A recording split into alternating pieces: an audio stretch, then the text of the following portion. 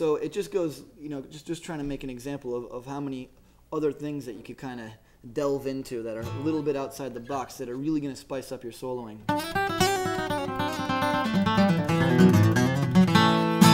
So let's take a look at that riff really slow.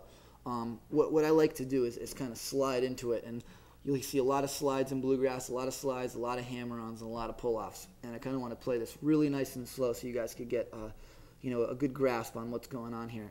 So I'm going to take my ring finger here and slide up to this E as kind of the start of it. And that's going to be the beginning of the run. So slide up to the E note. There's the dominant seventh. Then we're going to pull off. And then we're going to run chromatically. And whenever you hear me use the word chromatic, I'm just going to mean in half steps. So we're going to descend chromatically, which means we're going to go down in half steps. So that's the beginning of the riff. Now this, what I'm going to do next, is another really, really common bluegrass trick. And once you get a grasp on it, it's a blast to do in all different settings, different keys, doesn't matter. But it's something that I've actually just kind of individualized and practiced, which is...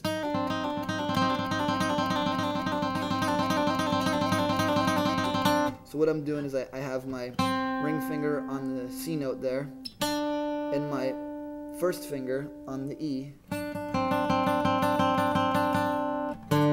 on the D,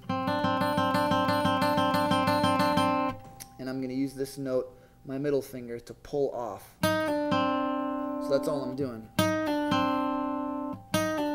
Just to take it real nice and slow, and then you could kind of practice.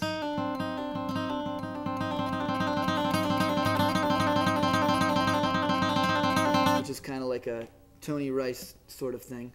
So starting again from the beginning of the riff. And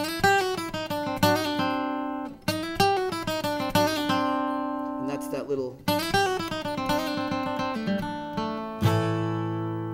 So there we go. Let's keep heading on here with this. So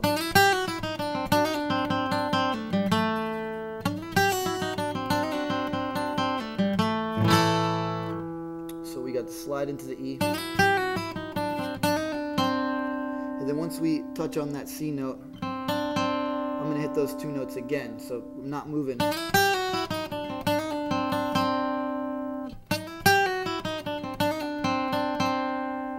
So that's, you could say that's the whole first half of the riff.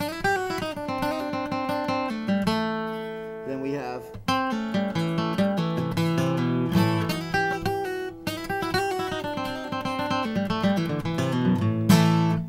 That's the second half of the riff, we could say, is... And there's many different ways to play this. If you kind of take a note here or take a note there and expand on it or simplify it to whatever the case may be, it's really good to get your own grasp on this stuff and to start developing your own sound.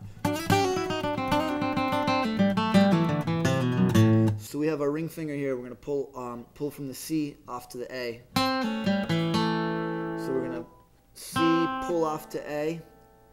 Touch on this G, and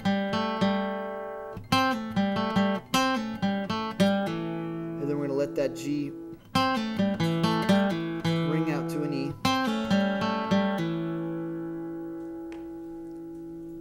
and then to finish it off, here's, like I said, the minor third. What we're going to do is pull off from that minor third. So in the key of A, this minor third is actually going to be a C note.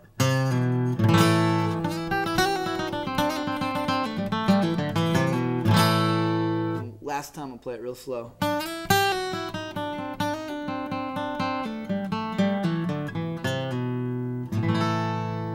Once again, that's just kind of an example, a riff to kind of play with, to kind of make your own, to change things. I encourage you just to try all kinds of different things and start finding your own sound.